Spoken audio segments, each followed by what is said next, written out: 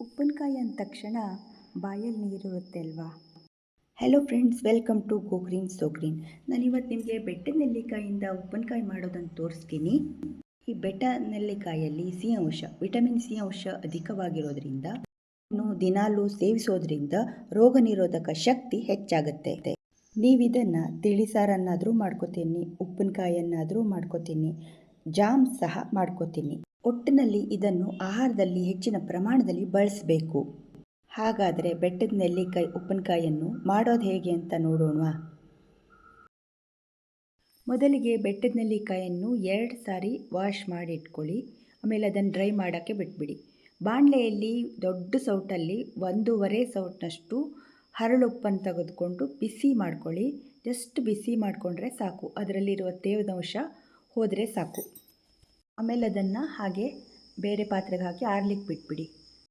ಉಪ್ಪನ್ನು ಪೌಡ್ರ್ ಮಾಡಿ ಹಾಕ್ಕೊಳ್ಳಿ. ನಾನಿಲ್ಲಿ ಹಾಗೆ ಹಾಕಿದ್ದೀನಿ. ಪೌಡ್ರ್ ಮಾಡಿ ಹಾಕಿದ್ರೆ ಅಡಿಗೆ ಉಳ್ಕೊಳ್ಳಲ್ಲ, ಅದಕ್ಕೆ ಹೇಳಿದೆ. ನೆಲ್ಲಿಕಾಯಲ್ಲಿ ನೀರಿನ ಅಂಶ ಇರೋದು ಬೇಡ.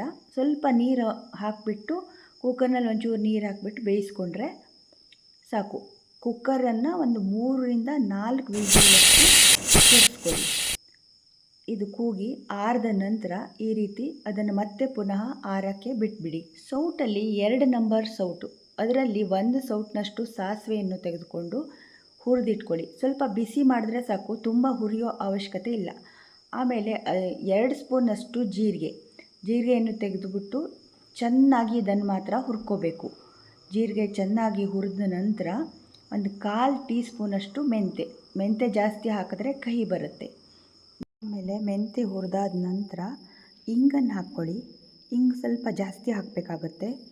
ಆಮೇಲೆ MTR ಪ್ಯಾಕೆಟಲ್ಲಿರುವಂಥ ಈ ಚಿಲ್ಲಿ ಪೌಡರನ್ನ ಹಾಕಿಬಿಟ್ಟು ಬಿಸಿ ಬಂಡಿಗೆ ಸ್ವಲ್ಪ ಹಾಕಿ ಹುರಿದ್ರೆ ಸಾಕು.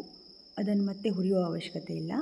ಆಮೇಲೆ ಇದನ್ನೆಲ್ಲವನ್ನು ಮಿಕ್ಸಿ ಜಾರಲ್ಲಿ ಹಾಕಿಬಿಟ್ಟು ಚಿಲ್ಲಿ ಪೌಡರನ್ನು ಸಹ ಹಾಕಿಬಿಟ್ಟು ಪೌಡ್ರ್ ಮಾಡ್ಕೊಳ್ಳಿ. ಈ ರೀತಿ ಪೌಡ್ರ್ ಆದ ನಂತರ ಈ ನೆಲ್ಲಿಕಾಯಿಯನ್ನು ಆರಿದ್ದನ್ನೆಲ್ಲ ಕಟ್ ಮಾಡಿ ಈ ರೀತಿ ಇಟ್ಕೊಳ್ಳಿ. ಅದನ್ನು ಬೀಜವನ್ನು ಬೇರೆ ಮಾಡ್ಕೊಳ್ಳಿ. ಬೀಜವನ್ನು ತೆಗೆದುಬಿಡಿ ಹಾಗೆ. ಆಮೇಲೆ ಮಿಕ್ಸಿಂಗ್ ಬೌಲ್ಗೆ ಈ ನೆಲ್ಲಿಕಾಯನ್ನು ಹಾಕಿಬಿಟ್ಟು ಕುಕ್ಕರ್ನಲ್ಲಿ ಉಳಿದಂಥ ಉಪ್ಪು ನೀರನ್ನು ಹಾಕಿಬಿಟ್ಟು ಮಿಕ್ಸರಲ್ಲಿ ಪೌಡ್ರ್ ಮಾಡಿದ್ದೀವಲ್ಲ ಇದನ್ನೆಲ್ಲ ಹಾಕಿಬಿಟ್ಟು ಚೆನ್ನಾಗಿ ಇದನ್ನು ಮಿಕ್ಸ್ ಮಾಡ್ಕೋಬೇಕು. ಈ ರೀತಿಯಾಗಿ ಕೈಯಲ್ಲೆಲ್ಲೂ ನೀರಿರ್ಬೋದು, ಅದಕ್ಕೆ ಸೌಟಲ್ಲೇ ಮಾಡಿದ್ದೀನಿ. ಆಮೇಲೆ ಈ ರೀತಿ ಮಿಕ್ಸ್ ಮಾಡಾದ ನಂತರ ಒಂದು ಬಾಣಲೆಯಲ್ಲಿ ಎಣ್ಣೆ ಹಾಕಿಬಿಟ್ಟು ಅದಕ್ಕೆ 2 ಸ್ಪೂನಷ್ಟು ಸಾಸಿವೆ, ಇಂಗು ಹಾಕಿ ಒಗ್ಗರಣೆಯನ್ನು ಮಾಡ್ಕೋಬೇಕು.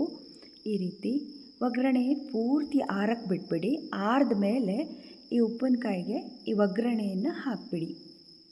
ಈ ರೀತಿ ಒಗ್ಗರಣೆ ಹಾಕಾದ ನಂತರ ಚೆನ್ನಾಗಿ ಮಿಕ್ಸ್ ಮಾಡಿಬಿಟ್ಟು ಅದನ್ನು ಒಂದು ಬಾಟ್ಲಲ್ಲಿ ತುಂಬಿಟ್ಕೊಳ್ಳಿ. ಈ ರೀತಿ ಗಾಜಿನ ಬಾಟ್ಲಲ್ಲಿ ತುಂಬಿ ಏರ್ಟೈಟ್ ಕಂಟೈನರಲ್ಲಿ ಹಾಕಿಟ್ಬಿಟ್ರೆ ಅದು ತುಂಬ ದಿನ ತನಕ ಇರುತ್ತೆ. ಆಮೇಲೆ ಉಪಯೋಗಿಸ್ಬೇಕಾದ್ರೆ ಸ್ವಲ್ಪ ಉಪ್ಪಿನಕಾಯಿಯನ್ನು ತೆಗೆದುಕೊಂಡು ಅದಕ್ಕೆ ಕುದಿಸಿ ಆರಿದಂತಹ ನೀರನ್ನು ಹಾಕಿ ಚೆನ್ನಾಗಿ ಮಿಕ್ಸ್ ಮಾಡಿ.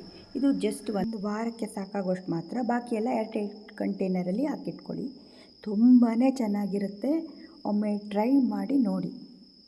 ನನ್ನ ಚಾನಲನ್ನು ಇನ್ನೂ ಸಬ್ಸ್ಕ್ರೈಬ್ ಮಾಡ್ಕೊಂಡಿಲ್ಲ ಅಂದರೆ ಸಬ್ಸ್ಕ್ರೈಬ್ ಮಾಡ್ಕೊಳ್ಳಿ.